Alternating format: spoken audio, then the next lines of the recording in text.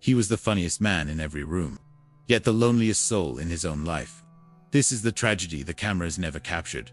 The real story of Chris Farley. On December 18, 1997, inside a dim, cluttered apartment on Chicago's Lincoln Park, paramedics pushed through a silence so heavy it felt as though the walls themselves were holding their breath. The air was thick with stale cigarette smoke and the fading scent of cologne that once clung to a man who lived loudly, laughed fiercely, and moved through life like a storm that didn't know how to stop. Chris Farley lay motionless on the cold floor, his face pale, his body still, as the flashing red lights from the emergency vehicles danced across the ceiling in a grim, stuttering pattern. They were too late. Farley's final hours had been chaotic, lonely, and painfully human, marked by the desperate search for company, for comfort, for escape. By the time the sun rose on that frozen Chicago morning, the world had lost one of its brightest comedic forces, and the mystery of how a man so overflowing with joy could be consumed by such darkness settled over Hollywood like a fog that has never fully lifted.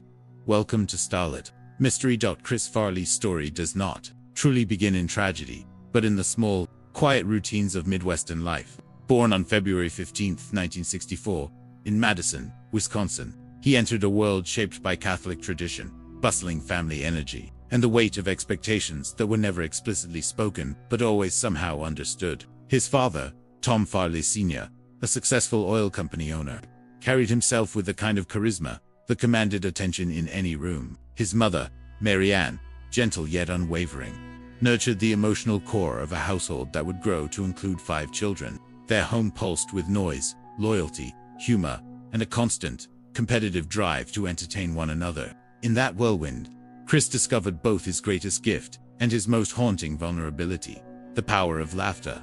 As a child, Farley was not unlike many comedians who would later rise to fame. He was chubby, sensitive, easily wounded by the casual cruelties of adolescence, yet possessed a natural magnetism that drew people toward him, even when he tried to disappear into the background. Schoolmates remembered him as the kid who would do anything for a laugh, throwing himself across cafeteria floors or mimicking teachers with perfect comedic precision. But beneath the laughter was a boy who felt most loved only when others were entertained. According to those close to him, the seeds of that hunger were planted early, when he realized that humor made people stay, and that silence meant he might be forgotten. In the strict Catholic schools he attended, Chris hid behind jokes like armor. He excelled in sports, particularly rugby and football, not because he was naturally driven by athletic ambition, but because physicality gave him a temporary escape from the anxieties that pressed inward from all sides. Teachers described him as bright but distracted, loud but inwardly fragile, a boy who could command a classroom with a single expression, yet struggled to believe he deserved the attention he so fiercely sought. His weight was an early source of shame, something he tried to mask with exaggerated movements, wild energy, and the kind of antics that made people laugh without noticing the self-consciousness flickering behind his eyes. By the time he entered his teenage years in the late 1970s, Chris was already beginning to understand the duality that would define him for the rest of his life. In public, he was unstoppable, a human spotlight that lit up even the blandest spaces. In private, he wrestled with deep insecurity, often describing himself, according to family recollections, as not good enough, not handsome enough, not worthy enough unless he was performing. The more people celebrated his humor, the more terrified he became of the silence that followed once the laughter faded. After graduating high school in 1982, Chris enrolled at Marquette University, a place that shaped him more profoundly than he ever expected. There, he studied communications and theater, weaving himself into the campus, performing groups that allowed him to unleash the full force of his comedic instincts. Marquette was where he discovered improvisation, and improvisation was where he discovered freedom. On stage, he was not the insecure kid from Madison. He was a character, a whirlwind, a phenomenon. The applause wasn't just approval, it was oxygen. Yet even in those early years, he was already developing a complicated relationship with alcohol. Friends from Marquette would later recall nights when Farley's drinking seemed less like a celebration and more like a desperate attempt to quiet the internal storms he never spoke about. Alcohol dulled the anxiety, soothed the endless need to impress, and masked the shame he carried like a shadow he couldn't outrun. Some believe this was the first hint of the addiction that would eventually consume him, a quiet warning hidden beneath the laughter and late-night parties. After graduating in 1986, Farley returned to Madison, working briefly for his father's company. But office life could never contain him. He was a born performer, restless, explosive, hungry for a stage. It wasn't long before he found his way to the Arc Improv Theater in Madison, where he honed his comedic instincts under the guidance of mentors who recognized his rare combination of physical brilliance and emotional vulnerability. Soon after, he moved to Chicago to join the legendary Second City, the crucible where countless comedic giants were forged. Second City became his artistic home, the place where his talent fully erupted. On June 28, 1989, during a pivotal performance for influential comedy scouts, Farley delivered a set so electric that it ignited immediate industry buzz. His blend of reckless physicality, boundless energy, and childlike innocence captivated audiences. But backstage, he was already wrestling with the fear that he could not sustain the persona they adored. It was at Second City that he caught the attention of Saturday Night Live producer Lorne Michaels. Farley's audition for SNL in 1990 was a thunderstorm of raw talent. A tornado that swept across the room with the force of a performer who needed comedy not as a profession, but as a lifeline. Michaels was stunned. Within months, Chris Farley joined the cast of Saturday Night Live for the 1992-1991 season, catapulting him into the heart of American pop culture. His rise was immediate and intense. Sketches like the Chippendales dancer routine with Patrick Swayze, aired on October 27, 1990, became instant classics, showcasing both his genius and the emotional tightrope he walked. The routine was hilarious, iconic, unforgettable. But privately, according to colleagues, Chris felt humiliated. He feared the laughter came not from his comedic talent, but from his body, from the vulnerability he had spent his entire life trying to mask. The sketch made him a star, but it also deepened his belief that he was lovable only when he sacrificed his dignity for entertainment. As his fame grew, so did his addictions. Castmates later recalled nights of heavy drinking, wild parties, and erratic behavior that contrasted sharply with his gentle, childlike offstage demeanor. According to sources close to him, Farley was caught between two identities: the adored comedic titan and the frightened young man who feared he would never be enough. He longed for approval, for connection, for love. But every new success felt like another performance in a never-ending show. He didn't know how to exit, and by the mid-1990s, the cracks in his facade were beginning to widen. Fame embraced Chris Farley with the kind of force that can lift a man into the sky or shatter him against the pavement. And in the early years of the 1990s, he drifted somewhere between both extremes. Saturday Night Live had transformed him into a cultural phenomenon, a performer whose sheer physical presence demanded attention even before he opened his mouth. His characters were unforgettable: the hyperactive motivational speaker crashing through tables, the wide-eyed talk show host overwhelmed by his own enthusiasm, the awkward yet lovable personalities that all felt like fragments of Farley himself. And with every sketch, every roar of laughter, the world believed they were witnessing a man at the height of joy. But beneath the surface of that booming energy lived a growing sense of dread, a fear that he could never live up to the persona he had created. As the 1991 to 1992 season unfolded, insiders at SNL began to notice fluctuations in his behavior. Some nights, he arrived vibrating with manic excitement, ready to hurl himself into walls and onto floors as if pain could not touch him. Other nights he was quiet, withdrawn, staring into mirrors backstage with a look of exhaustion that seemed to reach far deeper than physical fatigue. According to people close to him, he had already begun a dangerous cycle of binge eating, drinking, and experimenting with drugs as a way to calm the storms that fame had unleashed inside him. Rumors circulated gently at first, whispered by castmates who loved him fiercely and worried constantly. But by late 1992, those whispers had become undeniable. Still, his career kept climbing.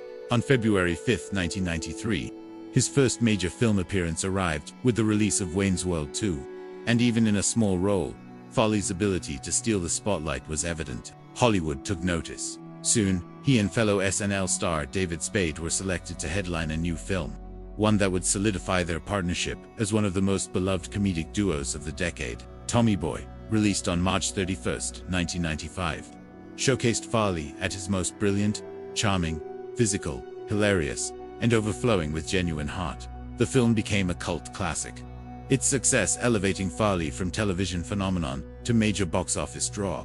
But success brought scrutiny, and scrutiny fed the insecurities that had haunted him from childhood. Every interview, every red carpet appearance, every late-night show reinforced the pressure to be Chris Farley, the explosive, unstoppable force of comedy. Friends recalled how he often tried to extend the performance, even when cameras stopped rolling. Desperate to keep the laughter alive, terrified of what waited for him in the quiet moments afterward. According to sources close to him, the pain of silence the moment after the applause faded was becoming unbearable. During the filming of Black Sheep, released on February 2, 1996, those internal battles intensified. The pressures of carrying back-to-back films, combined with his escalating substance use, placed him on the edge of collapse. Crew members described moments when Farley arrived on set, visibly shaken, sweating, his hands trembling. At other times, he would come alive with a reckless energy that made him a star, throwing himself through scenes with a force that seemed both hilarious and heartbreaking. The line between performance and survival was beginning to blur. By 1996, his addiction had become a public struggle. He entered rehab several times that year, including a documented stay in the summer. When friends and family urged him to step away from work and focus on recovery, Farley wanted to get better. Those who spoke with him during these periods described a man filled with remorse and determination. A man who prayed, confessed, promised, and tried with every ounce of strength he had. But each time he left treatment, the pressures of fame combined with the deep, unresolved wounds he carried from childhood pulled him back into the familiar darkness. Yet even as his personal life spiraled, his professional glow continued. In June 1997, he had the honor of hosting Saturday Night Live for the first time, a symbolic return to the stage that made him a star. But the episode, taped on October 25, 1997, was painful for many to watch. Farley appeared bloated, exhausted, and jittery in moments when the camera caught him off guard. Cast members later recounted the unsettling feeling backstage, sensing that something was terribly wrong. Some believe this was the moment when the world saw the full toll of his internal battles. It was a performance both triumphant and tragic, filled with the unmistakable aura of a man fighting desperately against forces he no longer controlled. Professionally, he was still in demand. His voice role in Shrek was underway, and by the fall of 1997, he had recorded the majority of his lines for the film. But according to production sources, his health was deteriorating quickly. He struggled through sessions, often needing breaks, his breath heavy, his voice strained. Animators later revealed that the early animations of Shrek based on Farley's delivery had a gentleness, a vulnerability that mirrored the man behind the microphone. But the film would never carry his voice. After his death, all of his recorded audio was archived, and the role was reassigned, erasing one of the final pieces of his legacy from the public eye. As his career reached new heights, his personal life was sinking into deeper chaos. Those closest to him insisted that Farley longed for a stable relationship, for the love and connection that he rarely admitted he craved. Rumors persisted of romantic entanglements with women who were drawn to his fame but not his fragility. Some believe he feared intimacy, believing he was undeserving of genuine affection. Others suggested that the industry filled with temptations, pressures, and enablers made meaningful relationships nearly impossible. Regardless, Farley often spoke of wanting marriage and children someday, even as his addictions and self-doubt made that dream feel increasingly unattainable.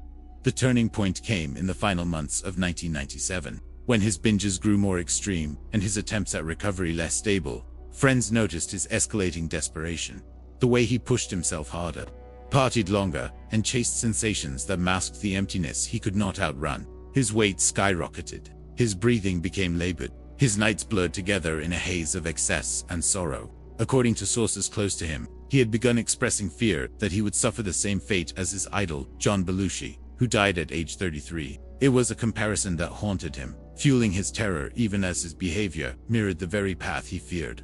On December 14, 1997, he appeared at a charity event in Chicago. Photographs from that night captured a man who looked profoundly unwell, eyes heavy, body slumped beneath the weight of exhaustion and addiction. Still, he tried to smile. He tried to be Chris Farley, the man who made the world laugh. But behind his grin was a growing awareness that he was slipping beyond the help of those who loved him.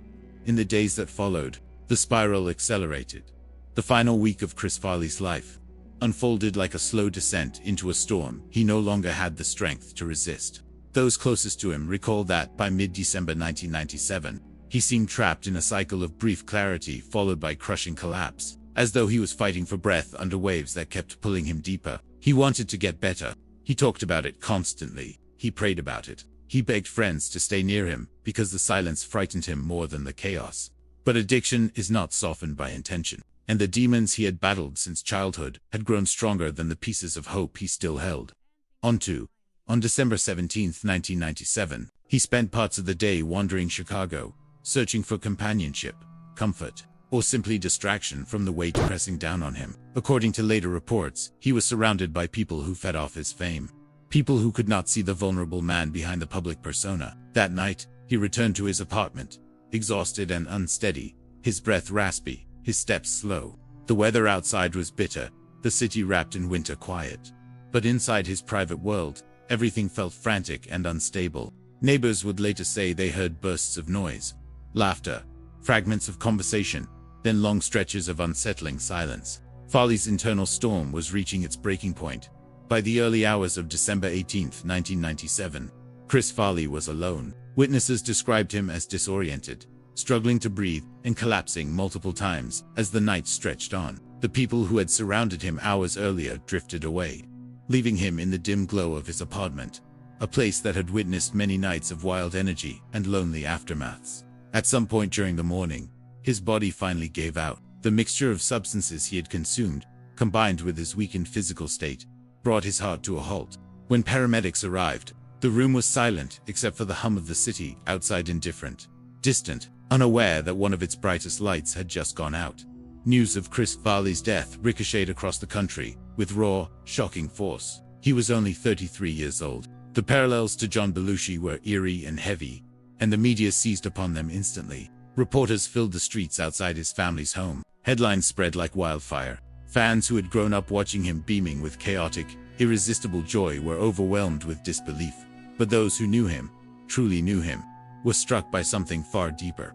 A sense of inevitability mixed with overwhelming grief. They had watched him try, again and again, to fight battles that the world could not see. They had watched him turn his pain into laughter, his shame into physical comedy, his fear into performance. And now they were left with the haunting realization that the same world that celebrated him had failed to save him.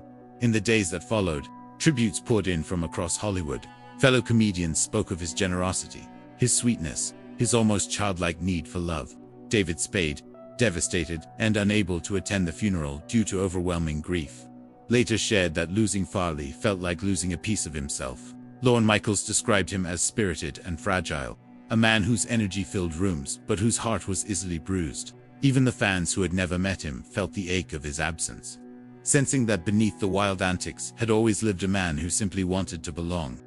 Chris Farley's funeral was held on December 23, 1997, in Madison. The church overflowed with people, family, childhood friends, fellow performers, neighbors from his earliest days, each person carrying memories of a boy who had turned pain into laughter, a friend who would give away anything he owned, a performer whose joy seemed limitless even when his spirit was quietly breaking. Snow fell gently that day, softening the landscape into a stillness that felt almost sacred, and as those who loved him watched his casket lowered into the earth, there was an unspoken understanding that the world had lost not only a brilliant comedian, but a soul who had struggled more deeply than anyone outside his circle ever truly realized.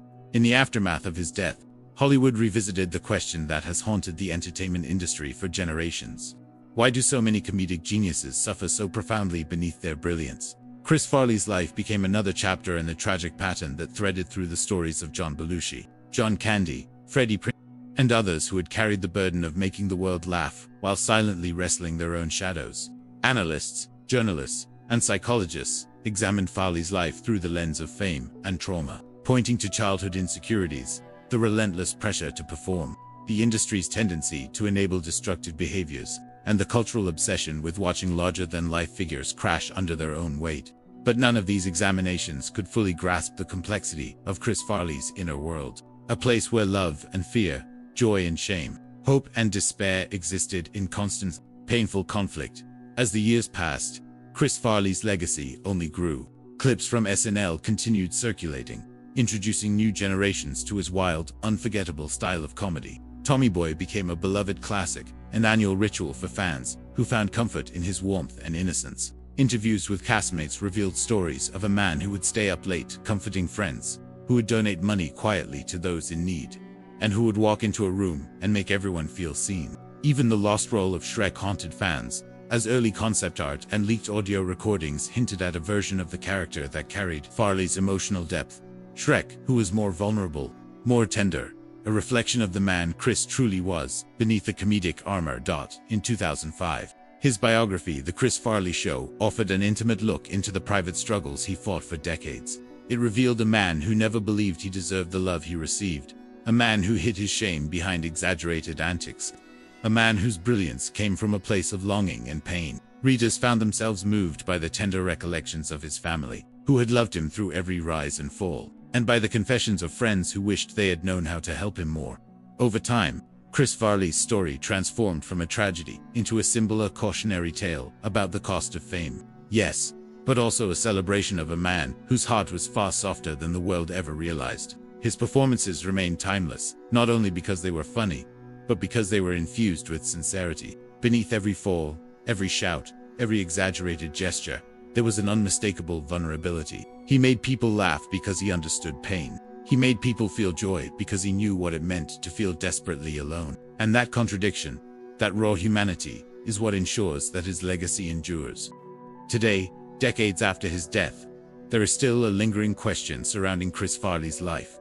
Could anything have saved him? Some believe that if he had stepped away from the industry earlier, he might have found a path to healing. Others argued that his demons were rooted far too deeply in childhood wounds, insecurities, and the complex relationship he had with his own identity. And then some say that perhaps the world never fully understood the fragile soul hidden beneath the boisterous surface. But whatever the truth may be, his story remains one of the most haunting in Hollywood's history, a reminder of the thin line between genius and anguish, between laughter and heartbreak.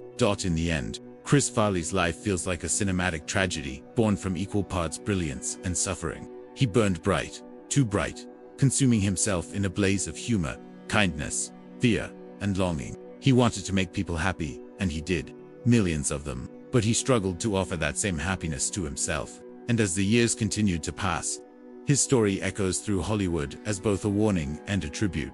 A warning about the unseen battles that fame cannot heal, and a tribute to a man whose enormous heart beat through every character he brought to life. When we return to that haunting morning on December 18, 1997, the image of paramedics stepping into a dim apartment becomes more than the scene of a tragedy. It becomes the final chapter of a life spent chasing laughter, love, and acceptance with a ferocity few could ever match. It becomes a symbol of the quiet suffering that lived beneath the explosive joy the world adored. And it becomes a reminder that even the brightest lights can dim long before their time.